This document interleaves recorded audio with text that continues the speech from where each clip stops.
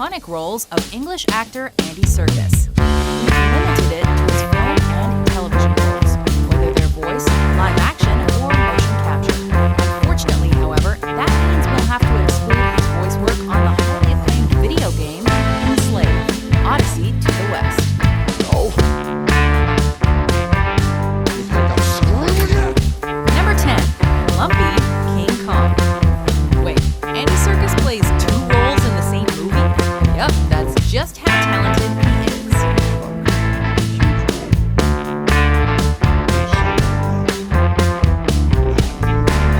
While we won't give away where you'll find the titular gorilla on our list here, we will tell you that his portrayal of multitasking Lumpy seems fitting considering Serkis' own capacity to take on multiple roles in his career. As the SS Ventures cook, barber, and surgeon, Lumpy knows how to take care of the crew, but he's also got a bit of a temper. Despite this, and what he knows about Kong and Skull Island, we know the brave sailor has a good heart, and it's Serkis' ability to pull off the character with style that lands him here. Number 9, Mr. Alley, The Prestige. It speaks volumes that in a film where giants such as Christian Bale, Hugh Jackman, and Michael Caine dominate the screen, Andy Serkis still manages to hold his own in a small yet vital role.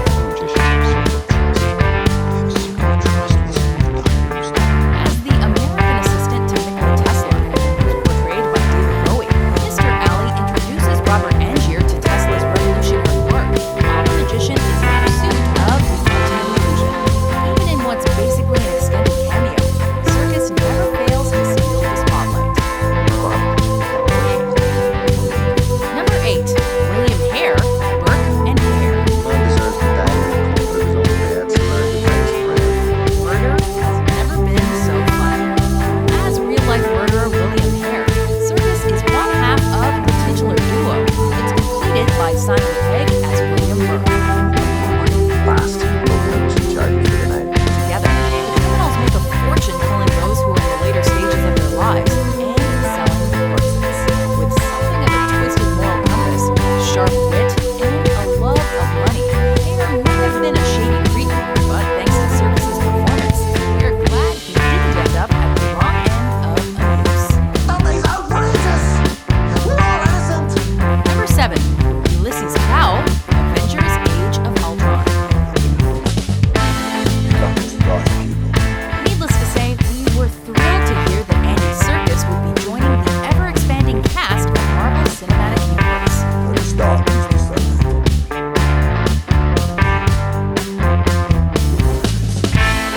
In a small but significant part in the Avengers sequel, Serkis plays a particularly loathsome arms dealer named Ulysses Cloud.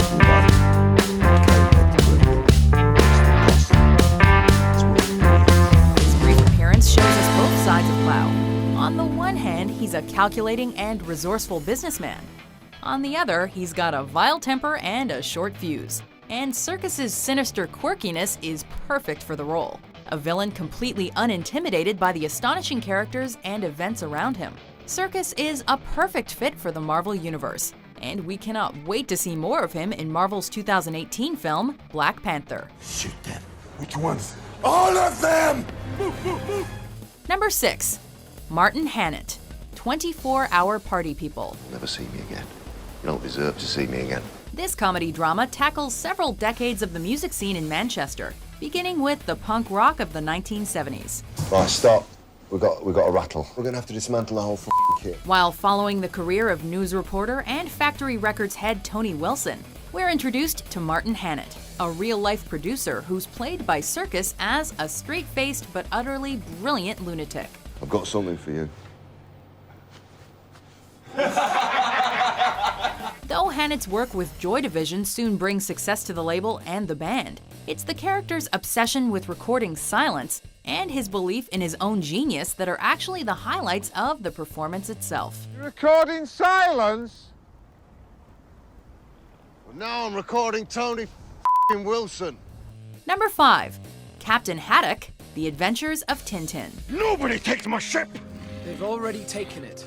Like nobody takes my ship twice. Halfway through the list, and we finally encounter a motion capture character. I don't remember anything about anything. In this modern Steven Spielberg epic, Serkis plays Tintin's adventurous and regularly drunk sidekick, Captain Haddock. No one like him ever existed in my family. Why do you think I drink? Because I know I'll never be like him. Despite his shortcomings, of which there are many, this seafarer lives to reclaim the treasure of the Unicorn, a vessel that his ancestors sank to the bottom of the ocean to keep out of the hands of his mortal enemy. He's Red Rackham's descendant. He means to finish. Haddock's is ultimately a tale of redemption and perseverance, and Serkis pulls it off superbly with his trademark vocal enthusiasm. I thought you were an optimist. Well, you were wrong, weren't you? I'm a realist. That's just another name for a quitter. Number 4, Ian Dury, Sex and Drugs and Rock and Roll. Good evening. I'm from Essex. In this biographical film, Serkis portrays new wave musical pioneer Ian Dury. Does the title sound familiar? The movie is named after the Dury song of the same name, which is reportedly the inspiration behind the phrase in pop culture. Ladies and gentlemen, please welcome the dueling English crown, Mr. Ian Dury! Meanwhile, in the movie, Serkis presents Dury as a tragic figure and shows how he struggled to live with a crippling case of polio. It attacks the nervous system. Here, here, and here. Makes you bloody nervous because it can bloody well kill ya. By depicting the grit of punk rock and the pain of having to face such a vicious disability, all the while setting landmarks for music in general, Serkis's performance can only be described as a visceral but beautiful tribute. Number 3, Kong, King Kong.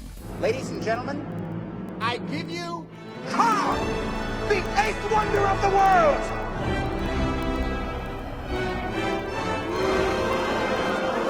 Through the direction of Peter Jackson and Serkis's masterful skills with motion capture, the King of Skull Island was revitalized in the most spectacular of ways in 2005.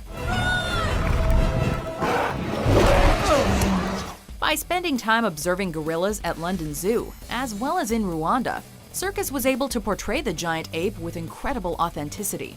He also convinced us that the beast just so happened to be really good at kicking the crap out of dinosaurs.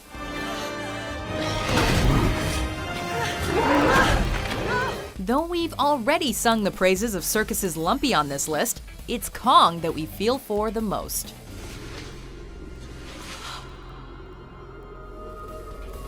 And despite the destruction he causes, it's so painful to see the legendary primate's fate unfold that we're the ones left feeling like monsters in the end. Just a dumb animal. Doesn't know nothing.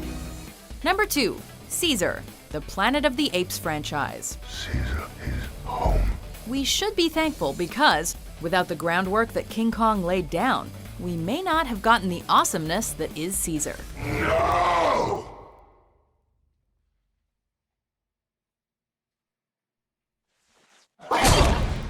After inheriting the properties of a drug meant to cure Alzheimer's from his mother, the future ruler of the apes is born. Is any of this making any sense to you? Caesar's increased intelligence leads him to rally his fellow captives in a total takeover of the world. Apes! Do not want war, but will fight if we must. It's a multi-layered character capable of both mercy and violence, and Serkis's incredible performance allows for every word spoken to echo like a war drum. You are not ape. This leaves no room for doubt that you're indeed looking at the king of the Planet of the Apes. Do not come back. Before we unveil our number 1 pick, here are some honorable mentions. Excuse me, Mr. Wilkes, from me. Japanese.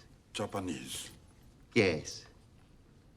Yes. You see, he hasn't got the faintest idea what you're talking about. We've just got here. I am very tired. We are not in Iceland, and she is not going to die of what? What have you put the back on for? Because I'm cold. Look, I don't want to talk to your eyes all night. Take it off. The droid we seek is aboard the Millennium Falcon.